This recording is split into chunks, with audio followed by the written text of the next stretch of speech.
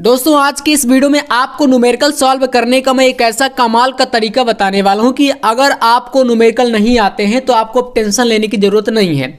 तो यहां पर हमारे पास देखो, यहां पर कुछ इंपॉर्टेंट फॉर्मूले आपको बता दें। जो केमिस्ट्री है, केमिस्ट्री में 3 चैप्टर से ज़्यादातर न्यूमेरिकल आते हैं, आपको पता भी होगा, और नहीं पता है तो आपको मैं बता दूँ। जैसे कि हमारा जो विलियन चैप्टर है पहला वाला सोल्यूशन, विलियन चैप्टर से, वैद्युत रसायन चैप्टर से और रासायनिक बलगतिकी से।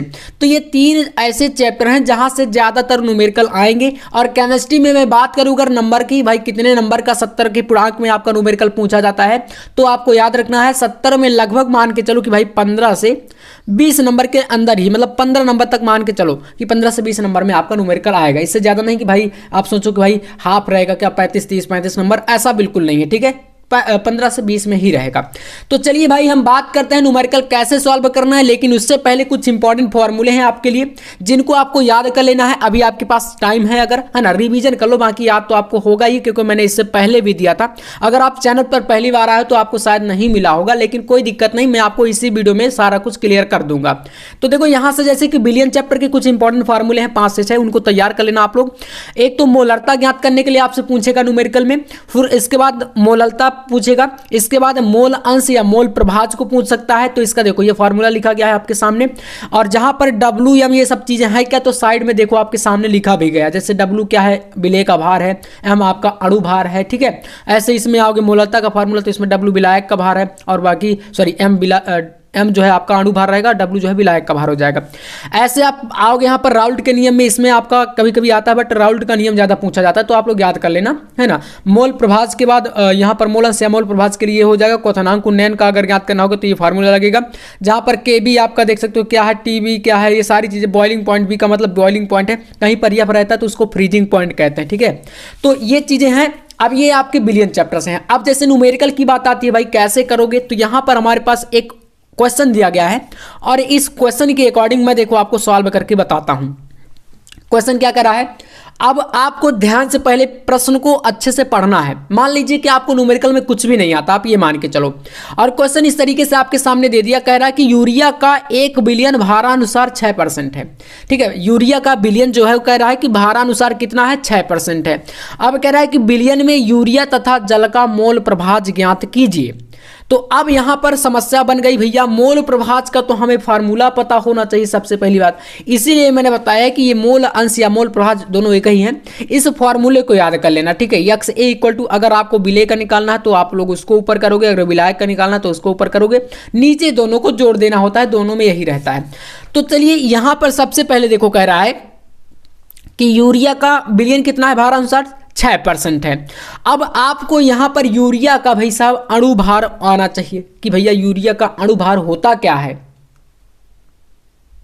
तो देखिए इसका जो अणु भार होता है वह 60 होता है, लेकिन उससे पहले आप लोग यहां पर इसका देखो फार्मूला जान लो। यूरिया होता है आपका NaH2CO NH2, और अणु भार की बात करें तो 60 होता है। तो देखो यहां पर लिख लो आप लोग यूरिया का, इधर से सोल्यूशन करते हैं। चलिए यहां से इसका क्या है, हल है। अब यूरिया का पहले तो आपको अणु भार की जरूरत पड़ेगी, मैं बताऊंगा क्यों। तो यहां से लिखो यूरिया का अणु भार, ये होता है आपका 60, इसी फार्मूले से आप निकाल लेना। अब यहां से देखो ये जब आपके पास आ गया तो अब हमें जरूरत पड़ेगी यहां पर मोल प्रभाज्य या मोल अंश ज्ञात करने के लिए पहले यूरिया के मोलों की संख्या। अब देखो बिलियन है, ये बिलियन है, तो बिलियन में आपको पता है कि विलेय और विलायक दोनों चीजें होती हैं। ठीक है, क्या होता है, विलेय होता है और विलायक भी होता है। तो हमें पता है कि भैया भारानुसार 6% सिर्फ यूरिया है, तो मतलब कि यूरिया की मात्रा कम हो गई, और बाकी बचा कितना परसेंट में, अगर 6% निकल गया 100 में से तो 94%। तो 94% क्या है, जल है। तो देखो इसमें आपको लिखना है यहां से यूरिया के मोलों की संख्या। ठीक है, यहां से लिखोगे यूरिया के मोलों की संख्या, के मोलों की संख्या। अब देखो मोलों की संख्या के लिए एक फार्मूला होता है भार बटे अणु भार का। क्या फार्मूला होता है भाई, यहां पर होता है फार्मूला भार बटे अणु भार। ठीक है, भार बटे अणु भार। अब देखो यहाँ से ये हमारी समझ में आएगा। देखो भार आपको पता है कि कह रहा है भार अनुसार 6%, तो 6% मतलब समझ पा रहे होंगे भाई 100 में से है, पूरे बिलियन का अगर 100% हम मान लें, पूरा बिलियन 100% है, तो उसमें से 6% आपका यूरिया है, तो मतलब भार कितना हुआ हमारा यहाँ पर 6 होगा। ठीक है, 100 में से 6% निकल गया। और अनुभार हमने बताया कि 60 आएगा, इसका निकाल भी सकते हो आप लोग, तो यहाँ से आपका आ जाएगा कितना 60, और यहाँ से 60 आया तो भाई 6 से इसका आप लोग भाग जब करोगे काटोगे तो 0.1 यहाँ पर आएगा, जो कि 0.1 आपके आए हैं यूरिया के मोलों की संख्या।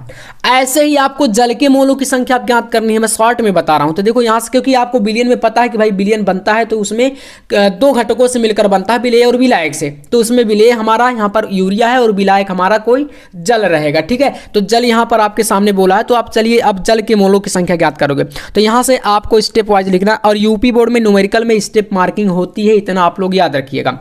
एक एक स्टेप अगर आपका सही रहेगा ना तो उसका भी आपको नंबर मिलता है। तो यहां से लिखोगे जल के मोलों की संख्या, मोलों की संख्या। अब इसमें भी वही फार्मूला अप्लाई हो गया भैया, भार बटे अणुभार। हमने बताया कि 6% यूरिया है तो 6% भार यूरिया का हुआ। अब बचेगा कितना, तो 100 में से, मतलब परसेंटेज तो आप जानते हो ना, परसेंट क्या होता है, 100% का मतलब 100 में से आपका 6% निकल गया तो बचा कितना 94, तो 94 आपका परसेंट जो है जल है, तो भार कितना हो जाएगा जल का यहाँ पर 94, और अणुभार कितना होता है भाई जल का, तो 18 होता है। ठीक है, अब यार इसमें आप कंफ्यूज मत होना, अणुभार देखो निकालने का आसान तरीका है। आपको यहाँ पर देखिए, जैसे मान लो साइड में बता देता हूं, यहां पर मान लो जल का आपको निकालना है तो क्या होता है, H2O होता है फार्मूला, जैसे यूरिया का फार्मूला मैंने बताया, आप निकाल सकते हो। तो जैसे हाइड्रोजन है, इसका द्रव्यमान कितना होता है आपका, यहां पर 1 और यहां पर 2 है आपका इसकी संख्या, तो यहां से 2 से इसका मल्टीप्लाई कर दो, प्लस इसमें लिखो यहां पर ऑक्सीजन, ऑक्सीजन का आपका परमाणु क्रमांक 8 होता है, द्रव्यमान 16 होता है, तो यहां से 2 इसका और यहां पर 16 2 18, इस प्रकार से आपका 18 का, तो 18 से 94 में भाग करवा दो, तो इसका भाग जब यहां पर देंगे तो इसका आंसर कितना आएगा, यहां पर 18 पंचे 90, 5 बार जाएगा और 4 इसमें बचेगा, 40 बनेगा, तो 18 दूनी 36 यानी कि लगभग 5.2 के बराबर आएगा। तो ये जल और यूरिया दोनों की मोलों की संख्या हमारी निकल आई। अब आपको पता है कि भैया मोल प्रभाज ज्ञात करने के लिए, अब देखो यहाँ पर पहचानोगे कैसे, तो आप ये मान लो कि जो यूरिया के आपके मोलों की संख्या है ना, ये आपकी स्मॉल n है मान लो इसको, और जो जल है इनको हम मान लेते हैं कैपिटल N। ठीक है, पहचानने में आपको आसानी होगी। अब इसके बाद आपको अलग अलग दोनों का निकालना है, क्वेश्चन का यूरिया तथा जल दोनों का निकालो। ठीक है, मोल प्रभाज, तो पहले हम लोग यूरिया का निकालते हैं, और टोटल जो मोल प्रभाज होता है वो 1 के बराबर होता है, 1 से ज्यादा नहीं होगा, दोनों को जोड़ोगे जब दोनों घटकों को। तो यहां से लिखो आप लोग इसमें यूरिया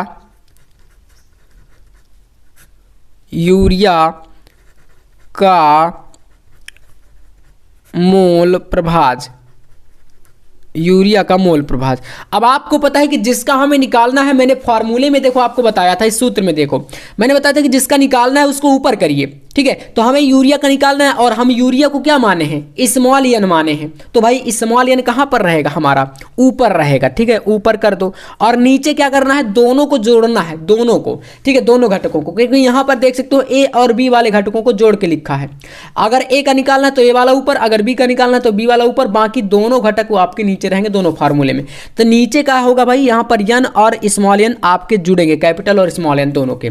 ठीक है, तो यहां से देखो इसका जब आएगा इस प्रकार से, आप यहां से अगले स्टेप पे आओगे, तो स्मॉल n का वैल्यू कितना निकाले हो आप लोग, 0.1 निकाले हो, 0.1 यहां पर रख दो, और बटे में क्या है, स्मॉल और कैपिटल दोनों को जोड़ दो, तो यहां पर 0.1 एंड प्लस यहां पर ये वाला 5.2 इतना आएगा। तो भैया ये जुड़ेगा तो यहां से कितना हो जाएगा, इसका यहीं पर कर लेते हैं ना, यहीं पर कर लेते हैं, 0.1 ऊपर वाला और बटे का आपका 5.3 हो जाएगा। ठीक है, 5.3 हो जाएगा, और 5.3 को आप अगर दशमलव मुक्त करोगे तो भाई दोनों एक एक पॉइंट के बाद है, तो यहाँ पर इसका बन जाएगा 1/53। ठीक है, 1/53। अब इसका भाग कराओगे तो यहाँ पर आपका ये लगभग 0 पॉइंट करके ऐसे 0.01 ऐसे है ना, एक ही बार जाएगा पहले, और क्योंकि 2 बार में तो भाई 53 जो है अगर डबल करोगे तो 100 से ज़्यादा होता है, एक बार जाएगा 1.87 के लगभग ऐसे मान के चलो। अब देखो यहाँ से आप इसको कर लेना भाग करके। अब यूरिया का निकाल लिए, अब आपको क्या करना है, यहाँ पर जल का भी निकालना। तो यहाँ से हम क्या करते हैं, इसी में निकाल के बता देता हूँ। यहाँ से लिखो आप लोग जल का मोल प्रभाज, मोल प्रभाज। ठीक है, मोल प्रभाज। अब इसमें वही फार्मूला लगाओ भाई, आपको जल का निकालना है ना, तो जल वाले में आपने क्या माना है, कैपिटल एन माना है, तो कैपिटल एन इस बार ऊपर हो जाएगा और नीचे आपके small n plus capital n रहेंगे। वैसे ही जल वाला ऊपर, तो भाई 5.2 आपका यहाँ से अगला देखो फार्मूले में रखोगे जब वैल्यू को, तो 5.2 ऊपर आएगा और बटे में आपका वही 0.1 और प्लस 5.2 इक्वल टू 5.2 अपॉन 5.3 है ना, और कटोगे तो यहाँ से हो जाएगा 52/53, 52/53 आया। अब काट दो डायरेक्ट यहाँ से, तो लगभग आपका ये भी वैल्यू ऐसे ही निकल के आएगा। तो ऐसे भी कर सकते हो, या तो आप ऐसा कर लो कि भाई अगर आपको पता है कि टोटल जो मोल प्रभाज होता है 1 से ज़्यादा नहीं हो सकता, तो 1 से अगर आपने यूरिया का एक बार निकाल लिया तो इस वैल्यू को आप 1 से घटा दो, जो बचेगा वही हो जाएगा आपका जल का मोल प्रभाज। तो कुछ इस तरीके से न्यूमेरिकल को सॉल्व किया जाता है। जैसे कि एक क्वेश्चन और आपके पास है जो कि भाई यहाँ से काफ़ी ज़्यादा इंपॉर्टेंट क्वेश्चन बनते हैं आपके वैद्युत रसायन चैप्टर से, और ये क्वेश्चन कुछ इस तरीके से यहाँ पर देखो दिया गया है आपके सामने। कह रहा है कि आपको जेडियन से जेडियन 2+ में जिसका मोलर सांद्रण 1 मोल है और इसमें सेतु यहां पर जुड़ा है, देखो ये सेतु होता है, लावड़ सेतु इसको बोलते हैं, सेल का, है ना, और यहां पर Cu2+ से 1 मोल Cu सेल का EMF यानी कि विद्युत वाहक बल ज्ञात करना है। तो ये फार्मूले तो आपने पढ़ लिया। अब देखो इसके बाद यहां से कुछ विलियन चैप्टर के ये हेनरी का नियम, पराशर दाब वगैरह है। अब यहां पर वैद्युत रसायन चैप्टर के ये 2 सबसे महत्वपूर्ण फार्मूले हैं जो कि आप देख सकते हो। सेल का जब ईएमएफ ज्ञात करना होगा ना, और एक प्रश्न इस टॉपिक पर जरूर आएगा, ईएमएफ ज्ञात करने के लिए आता ही आता है, ठीक है, ये नोट कर लेना।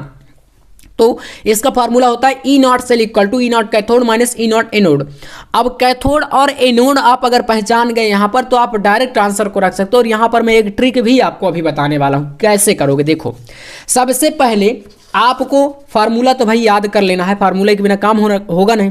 ट्रिक यहां पर ये लगेगा, जैसे आपके पास इस प्रकार से पूरा क्वेश्चन दिया है, आपने देखा इसका सॉल्यूशन का जब नंबर आए तो पहले आपको इस तरीके से लिखना है यहां पर जो वैल्यू दी गई है, ठीक है।